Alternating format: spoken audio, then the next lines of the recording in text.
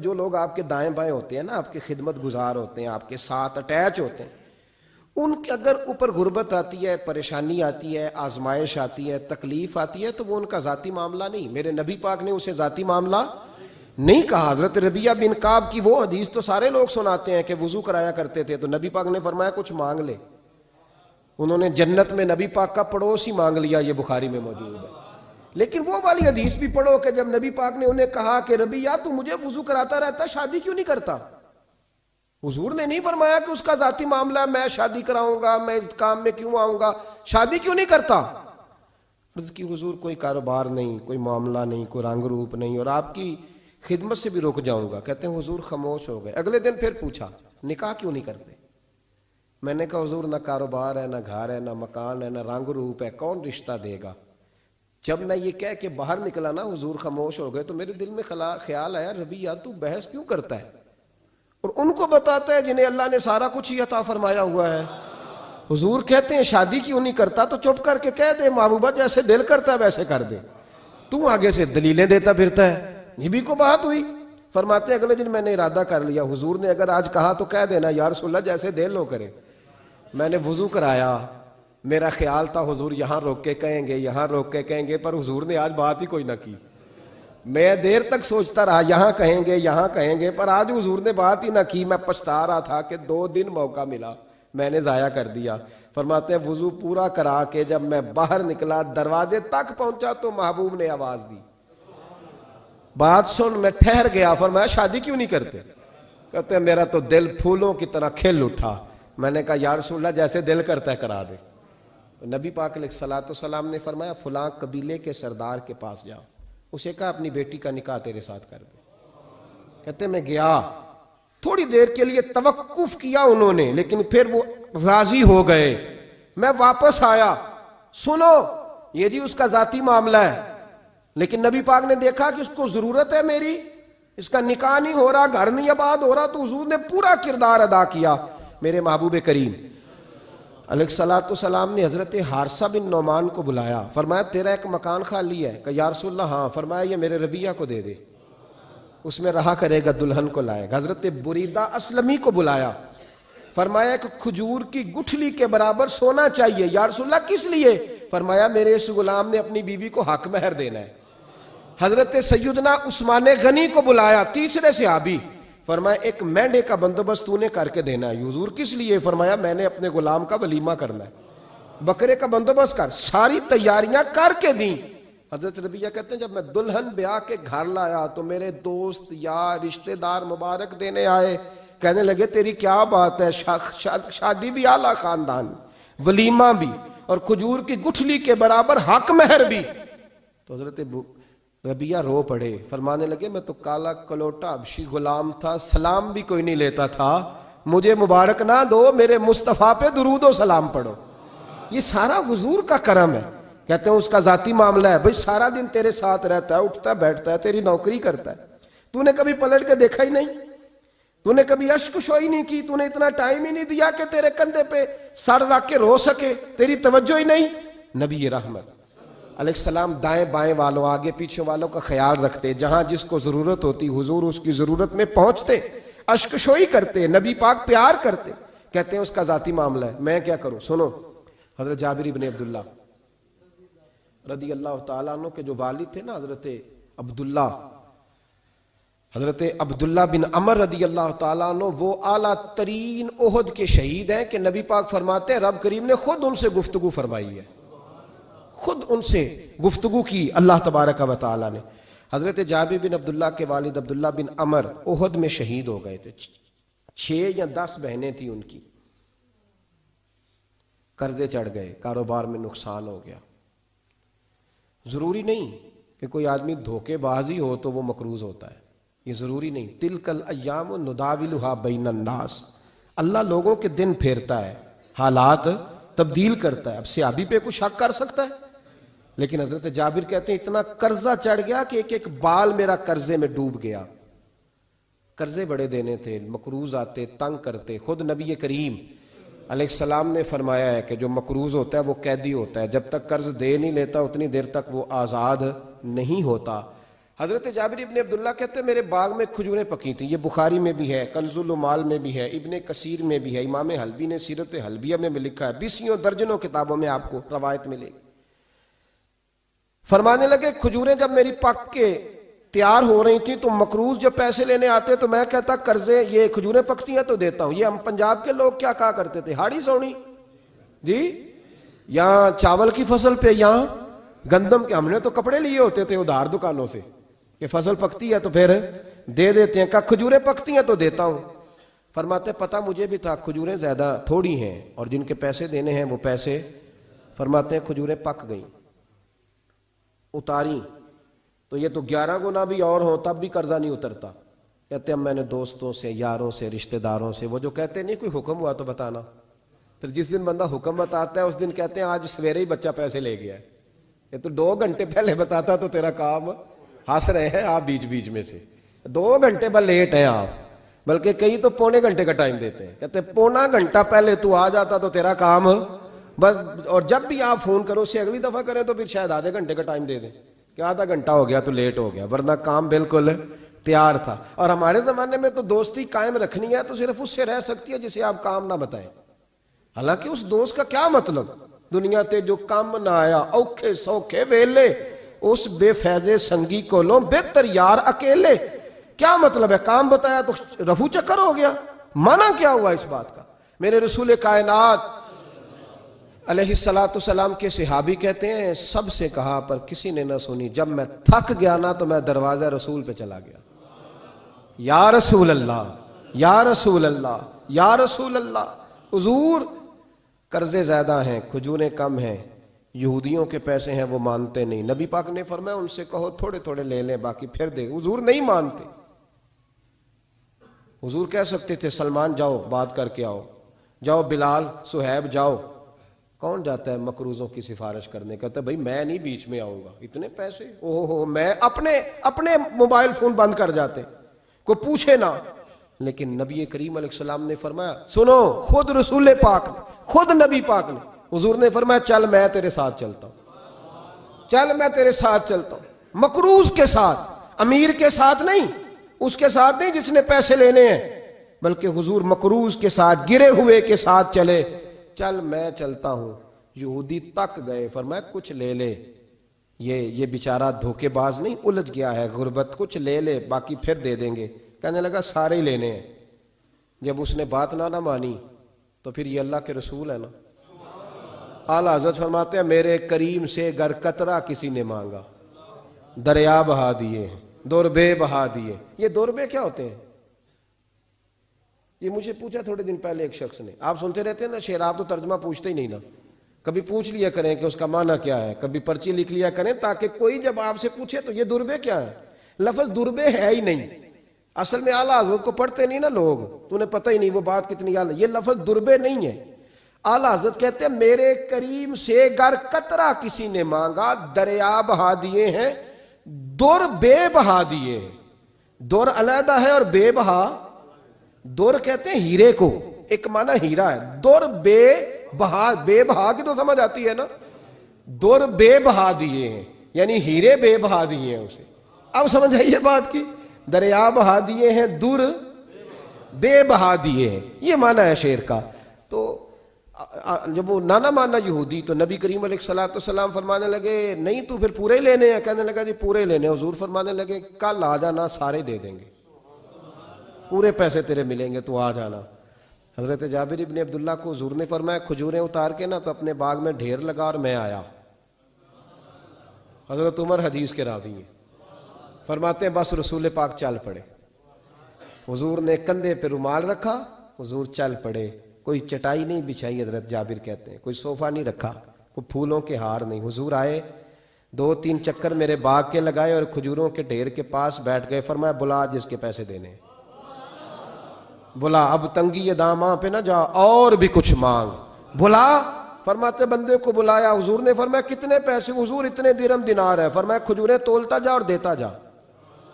فرماتے ہیں میں دیتا گیا. میں نے کہا حضور اس کے پیسے پورے ہو گئے. حضور مسکرا کے فرمانے لگے چل 4-5 کلو کھجوریں اضافی دے دے، کوئی حرج نہیں.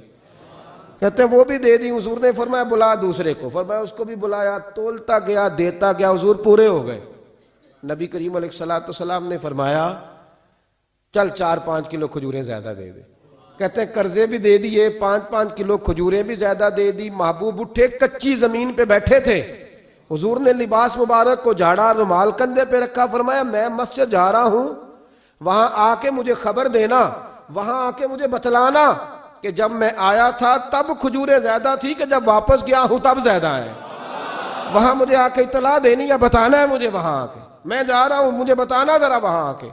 حضرت جابر ابن عبداللہ کہتے ہیں میں نے کھجوریں تولی, میں تھک گیا. ڈھیر تو چھوٹا تھا پر وزن ہی بڑا نکلا. کہتے ہیں میں تھک گیا, جتنی دی تھی نا اس سے زیادہ تول کے باقی پڑی رہنے دی. میں مسجد میں گیا, ذرا لفظ سننا حدیث کے. کہتے ہیں مسجد میں گیا, جا کے عرض کی یا رسول اللہ میں تول آیا ہوں. جب آپ آئے تھے تھوڑی تھی, اور جب واپس آئے ہیں تو کئی گنا بڑھ گئی ہیں. حضور نے پتہ کیا فرمایا؟ فرمایا یہ بات نا جو تو نے مجھے بتائی ہے, یہ بات ذرا میرے عمر فاروق کو بھی بتا. عمر بڑا راضی ہوگا. عمر کو بھی بتلا یہ بات. گویا نبی پاک کے معجزات کی, فضائل کی, شمائل کی باتیں جب بتائی جاتی تھیں صحابہ کے دل ٹھنڈے ہوتے تھے. عمر کو بھی بتا, عمر راضی ہوں گے. جناب جابر ابن عبداللہ رضی اللہ تعالیٰ عنہ فرماتے ہیں میں حضرت عمر کے پاس گیا. میں نے کہا عمر میری یہ رائے تھی کہ جتنی میری کھجوریں ہیں 11 گنا اور بھی اتنی ہوں تو پھر بھی قرضہ نہیں اترتا. لیکن سارے قرضے بھی اترے, 5-5 کلو کھجوریں بھی زیادہ دے دی اور پہلے سے زیادہ کھجوریں پڑی ہیں. تو کہتے ہیں حضرت عمر کی آنکھیں روشن ہو گئیں, چہرہ مسکرانے لگا. کہنے لگا تو اب بتا رہا ہے نا, اب واپس آ کے رزلٹ سنا رہا ہے. تو صحابہ سے پوچھ لے, جب نبی کریم گئے تھے تو میں نے اسی وقت کہا تھا. حضور کے جاتے ہی میں نے کہا تھا اب دیکھنا رب کریم جابر بن عبداللہ پر ساری ہی رحمتیں نازل فرما دے. اللہ ہر قسم کا کرم فرمائے گا, خیر ہی خیر ہو جائے گی. دیکھ لے میں نے پہلے بتلا دیا.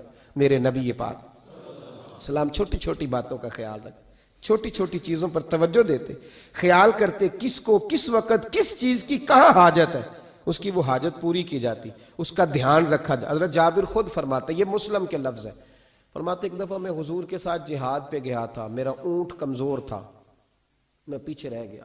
ہمارے یہاں شرط لگتی ہے نا, اللہ تعالیٰ خیر فرمائے, ایک بھائی گاڑی خریدتا ہے, پھر دوسرا چاہے زیور بیچے اس نے بھی خریدنی ہوتی ہے, ورنہ گھر میں گھسنے کی اجازت نہیں ملتی. بہت سارے خرچے, یہ جو جوائنٹ فیملی سسٹم ہے نا, اکٹھے جو ہاں بھائی رہتے ہیں 3 4 5 6, اس کے بہت سارے خرچے ضد کی وجہ سے بڑھ جاتے ہیں. اس نے کیا ہے تو لہذا میں نے بھی, ہوتا ہے نا جی ایسے.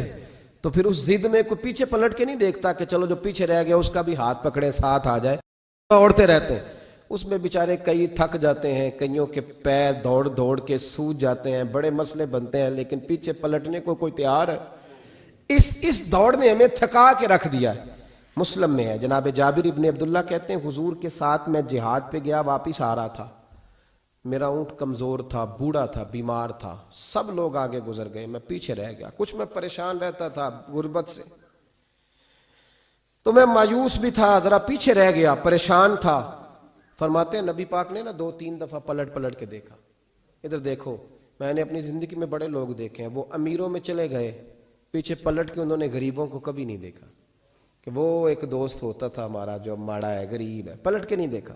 کہتے ہیں نبی کریم علیہ السلام نا آگے گئے, سب سے آگے. حضور نے 2 4 5 دفعہ نا پیچھے پلٹ کے دیکھا. جابر ابن عبداللہ کہتے ہیں جب میں نظر نہ آیا تو میرے محبوب کا انداز کریمانہ دیکھیں, حضور اعلانیہ فرمانے لگے, بھئی مجھے جابر نہیں نظر آ رہا.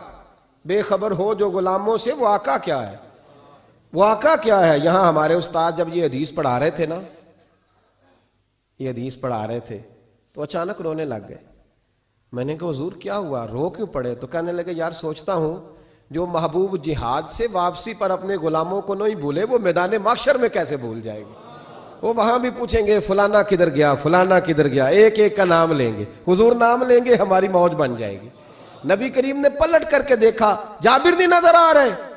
حضور ان کا اونٹ کمزور ہے, پیچھے رہ گئے. حضور نے یہ نہیں فرمایا کہ ذرا آہستہ کرو ساتھ, یہ نہیں فرمایا, بلکہ نبی پاک نے فرمایا تم چلو. قافلہ چلتا رہا, حضور نے گھوڑا پیچھے کی طرف موڑا, سب سے پیچھے آئے. جناب جابر کہتے ہیں پیچھے میرے پاس. اس حکمت کو آپ سمجھیں, حدیث کے ان لفظوں پر آپ غور کریں. ایک کہہ کے کہنا ذرا اس کو میرے پاس لاؤ یہ بات اور ہے، ذرا آہستہ ہو جا، وہ بھی ساتھ مل جائے، لیکن یہ معنی اور ہے کہ غریب جہاں بیٹھا ہے اس کے پاس خود چل کے جانا۔ حضور خود پلٹ کے پیچھے آئے اور فرماتے میں جو کہ پریشان تھا تو محبوب میری طرف دیکھ کے فرمانے لگے اس کو دوڑاتا کیوں نہیں، پیچھے کیوں رہ گیا؟ تو کہتے ہیں مایوس بندہ، پریشان بندہ کبھی کبھی وہ اس طرح بولتا ہے کہ جیسے کڑ رہا ہے، تھوڑا سا نا سخت ترش باتیں بھی کرتا ہے۔ کہتے ہیں میں نے اس عالم میں نا، میں نے کہا حضور اس قابل ہوتا تو سب کے ساتھ مل نہ جاتا، کمزور ہے، ماڑا ہے، مہران ہے، اور وہ بھی پرانی جو چل ہی نہیں سکتی، یہ کہاں یا رسول اللہ دوڑے گا، اس قابل ہی نہیں ہے۔ حضور اس قابل ہوتا تو قافلے کے ساتھ نہ ہوتا۔ کہتے ہیں حضور نے میری طرف توجہ فرمائی، میں باتیں کر رہا تھا اپنے اندر کی پریشانی کی تو حضور مسکراتے جا رہے۔ حضور کے ہاتھ میں چھڑی تھی، فرمانے لگے ایسے ہی تو باتیں کر رہا ہے۔ نبی پاک نے اونٹ کی پشت پہ چھڑی لگائی اور فرمایا تو دوڑتا کیوں نہیں؟ بڑے ہلکے سے مسکرا، اوے تو دوڑتا کیوں نہیں؟ تو جناب جابر بن عبداللہ کہتے ہیں جو سب سے پیچھے تھا نا وہ سب سے آگے نکل گیا، وہ دوڑتا گیا، دوڑتا۔ فرماتے ہیں میرا چہرہ بھی عجیب سا، لوگ میرے انداز دیکھیں کہ یہ کیسے آگے نکل گئے، کیسے، کبھی نہ سوچ یہ کیسے نکل گیا، بس سمجھ لے آگے وہی نکلا ہے جسے مصطفیٰ کی تھپکی مل گئی ہے۔ تو یہ نہ کہ سیاست کر گیا، چلاکی کر گیا، بس تھپکی مل گئی تو بات بن گئی۔ کہتے ہیں میں نکل گیا آگے، حضور کی تھپکی جو ملی تھی۔ حضرت جابر ابن عبداللہ کہتے ہیں حضور گھوڑا دوڑا کے میرے پاس آئے، خود حضور نے میرا اونٹ تیز کرایا نبی پاک کی برکت سے۔ تو قریب آ کے فرمانے لگے ٹھہر جا یار، ہم بھی تیرے قافلے میں، ہمیں بھی ساتھ لے لے۔ فرماتے اب تو میں رو ہی پڑا کہ خود بھیک دیں، خود ہی کہیں منگتے کا بھلا ہو، ٹھہر جا یار ہمیں بھی ساتھ لے لے۔ جناب جابر ابن عبداللہ رضی اللہ تعالیٰ عنہ فرماتے ہیں کہ جگہ پڑاؤ کیا، رکے، ٹھہرے، کھانے پینے کو، نماز پڑھنے۔ نبی کریم نے مجھے بلایا، میں حاضر ہوا تو کہا یا رسول اللہ حضور حکم۔ تو محبوب فرمانے لگے جابر یار تیرا اونٹ میں نے نرالا ہی دیکھا، بوڑھا ہو کے سب سے آگے نکل جاتا ہے، بیمار ہو کے، کمزور ہو کے۔ کہتے ہیں میں چہرہ دیکھتا جا رہا ہوں کہ حضور سارا ہی پتہ ہے آپ کو، میں کیا عرض کروں؟ تو محبوب فرمانے لگے پسند آ گیا، بیچ نہیں دیتے میرے ہاتھ؟ کہا یا رسول اللہ آپ رکھ لیں۔ حضور آپ کا یہ، فرمایا نہیں میں پیسے دوں گا۔ کتنے کا ہے؟ کہا یا رسول اللہ آپ رکھ لیں۔ فرمایا پیسے دوں گا۔ یا رسول اللہ مارکیٹ میں جاؤں تو 6-7 دینار کا بکے گا۔ فرمایا نہیں بھائی میں تو پورے 10 دوں گا۔ 6-7 نہیں، میں تو پورے، حساب سیدھا، 6-7 کا کیا حساب ہوا، 10 پورے کا۔ حضور پھر بندہ نوازی ہے نا، کون بول سکتا ہے؟ حضور نے فرمایا بلال تیرے پاس 10 دینار تھے؟ حضور ہیں۔ فرمایا ان کو دے دو، اونٹ کے پیسے رکھ لو اور مال نہ مدینے جا کے دے دینا۔ جابر ابن عبداللہ کہتے ہیں میں مدینے گیا شام کو، میں نے نا کبھی اپنے اونٹ کی اتنی خدمت نہیں کی جتنی اس دن کی۔ میں نے اسے بڑے پیار سے نہلایا، میں نے نئی رسی خرید کے اسے نکیل ڈالی، آج محبوب کی بارگاہ میں لے کے جانا ہے۔ کہتے ہیں تیاری کر کے نا، تیاری پوری تیاری کر کے، تن تندور ہڈاں دا بالن تے اسی ہاواں نال تپایا، کپ کپ مکیاں پیڑے کیتے، عشق پلیتھن لایا، تن دا سالن تے من دی ہانڈی، اتو لون صبر دا پایا، غلام فریدا وے میں ساری تیری، تینوں اجے یقین نہیں آیا۔ کہتے ہیں اسے بڑے پریم سے، بڑی محبت سے سجا کے، سوار کے، نکھار کے، تیار کر کے میں نبی کریم کی بارگاہ میں لے کے گیا۔ ظہر کی نماز پڑھ کے حضور نکلے، میری طرف دیکھا، میں نے کہا حضور پیسے لے لیے تھے، یہ آپ کا سامان ہے، مال ہے؟ کہتے ہیں حضور نے نکیل تھامی، میں واپس پلٹا، بھی گلی کی نکر مڑا نہیں تھا، حضور نے آواز دی جابر ذرا سن تو صحیح۔ کہتے ہیں میں واپس آیا تو حضور مجھ سے باتیں کرنے لگے، فرمانے لگے یہ میرا اونٹ ہے، اسے کمزور اور بوڑھا نہ سمجھنا، کبھی جانوروں میں دوڑا کے دیکھنا سب سے آگے نکل جاتا ہے۔ اور کریم محبوب فرمانے لگے 6-7 دینار کا نہ سمجھنا، میں نے پورے 10 دینار کا خریدا۔ اور پھر حضور پھر مسکرائے، فرمایا جابر تمہیں پتہ ہے تحفہ لینے دینے سے محبت بڑھتی ہے؟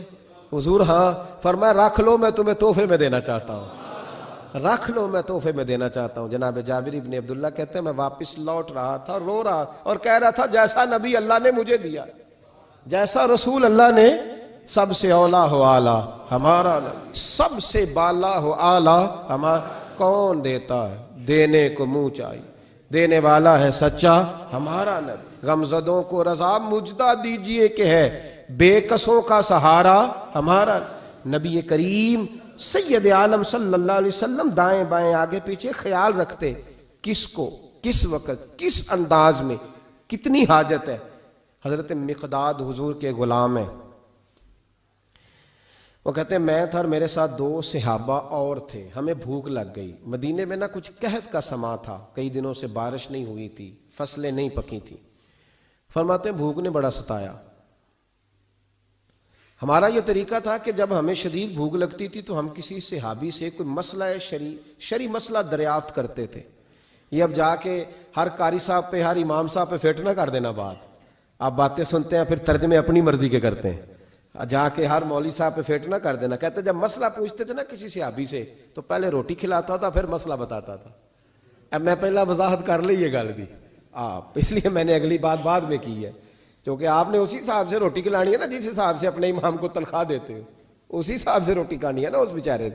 تو فرمانے لگے کہ جب نہ ہم کسی شخص سے کسی صحابی سے مسئلہ پوچھتے نا تو پہلے وہ, اس لیے یہ جو آستانوں پہ لنگر ہوتا ہے, یہ جو بزرگان دین خانقاہوں پہ لنگر رکھتے ہیں, یہ صحابہ کا طریقہ ہے کہ جس کو دین بتایا جاتا تھا اسے پھر لنگر بھی کھلایا جاتا ہے.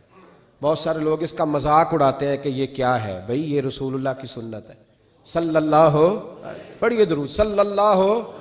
چلے جنہوں نے پہلے نہیں پڑھا وہ بھی شامل ہو جائیں, پڑھیں صلی اللہ تعالی علیہ وسلم.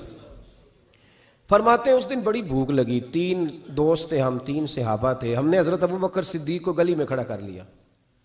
سب صحابہ کے حالات کچھ نہ کچھ ان دنوں میں نا ٹائٹ تھے, کمزوری تھی, چونکہ فصلیں نہیں تھی, بارشیں نہیں تھی. ابو بکر ایک مسئلہ پوچھنا ہے. کہتے کھڑے کھڑے جناب صدیق اکبر نے کہا پوچھو. پہلے روٹی بھی ساتھ پوچھتے تھے. کہنے لگے چلو پوچھو. کہتے مسئلہ پوچھا اور بتا کے رخصت ہو گئے. پھر ہم نے حضرت عمر سے پوچھا, انہوں نے بھی سوال کا جواب دیا پر کھانا نہ پوچھا. پھر 2-3 اور لوگوں کو ہم نے ٹٹولا, لیکن اس دن سب نے مسئلہ ہی بتایا, روٹی نہیں پوچھی. حضرت مقداد کہتے ہیں ہم نے پروگرام بنایا حضرت عبد الرحمن ابن عوف سے مسئلہ پوچھنے کا, تو میرے ساتھ والے دونوں کہنے لگے بس کر, بڑے آزما لیے, اب چل سیدھا دروازہ رسول پہ چلے. اب مسئلہ پوچھنا ہے تو ان سے پوچھنا جن سے سن کے ساری دنیا مسئلے بتاتی ہے, انہی سے پوچھتے ہیں, ڈائریکٹ چلتے ہیں. کہتے ہیں ہم آئے مسجد نبی میں, حضور بیٹھے تھے. حضرت مقداد کہتے ہیں ہماری بکریوں کے تھنوں میں دودھ خشک ہو گیا تھا. حضور تشریف فرما تھے, السلام لی, دست بوسی کی, اتحیات میں بیٹھ گئے. حضور ایک مسئلہ پوچھنا تو حضور مسکرائے, فرمانے لگے لگتا ہے بھوک لگ رہی ہے تم تینوں کو, مجھے مسئلے کی سمجھ آ گئی, بھوک لگی ہوئی ہے. یا رسول اللہ بڑی. فرمایا میری 4 بکریاں ہیں اور اللہ نے فضل کیا قحط میں بھی ان کے تھن دودھ سے بھرے ہوئے ہیں. فرمایا جاؤ 3 تم ہو, چوتھا میں ہوں, اس طرح کرنا 3 بکریوں کا دودھ تم پی لینا, 1 کا میرے لیے لے آنا. کہتے ہیں یا رسول اللہ ہم پی آئے. تو حضور نے فرمایا رکو, جب تک تمہارا دل کرے میرے مہمان بن سکتے. فرماتے ہم 3 دن نبی پاک کے مہمان رہے. صبح و شام 4 بکریوں کا دودھ دھوتے, 3 کا پی لیتے, 1 پیالہ حضور کے لیے رکھ لیتے.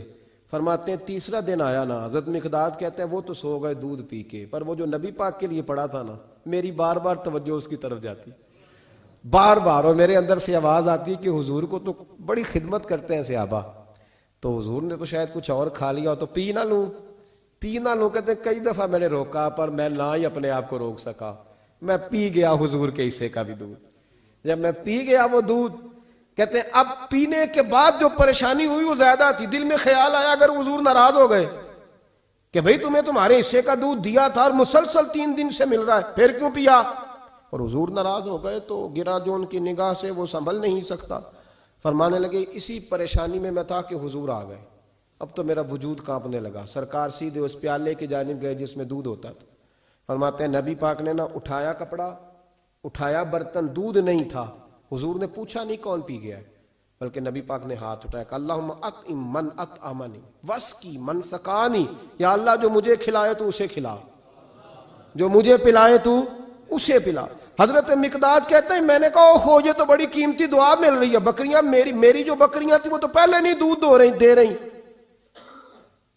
تھنوں میں دودھ خشک ہے, اور اتنی بڑی دعا کہ جو کھلائے اسے کھلا, جو پلائے اسے پلا. نبی کریم علیہ السلام کی دعا سنی تو کہتا میں بستر کے اندر منہ دیا ہوا تھا, جھٹ سے میں نے کپڑا اتارا, چھری پکڑی اور اپنے باڑے میں چلا گیا کہ ایک بکری ذبح کر کے لاتا ہوں, حضور کو کھلاتا ہوں تاکہ یہ دعا مجھے مل جائے کہ یا اللہ جو مجھے کھلائے تو اسے کھلا. فرماتے ہیں میں بکریوں کے باڑے میں گیا, جن بکریوں کو کئی دن ہو گئے تھے دودھ نہیں دیا تھا، جیسے ہی میں نے چراغ جلایا میں حیران ہو گیا کہ سب کے تھن دودھ سے بھرے ہوئے۔ کہتے میں نے 3-4 بکریوں کا دودھ دھویا، برتن میں بھرا، محبوب کی بارگاہ میں لایا۔ کہتے ہیں حضور نے خوش ہو کے پیا۔ جب پی لیا نا نبی کریم نے تو حضور فرمانے لگے چل میں نے تیرا لایا پی لیا، اب یہ بتا میرا کس نے دیا تھا؟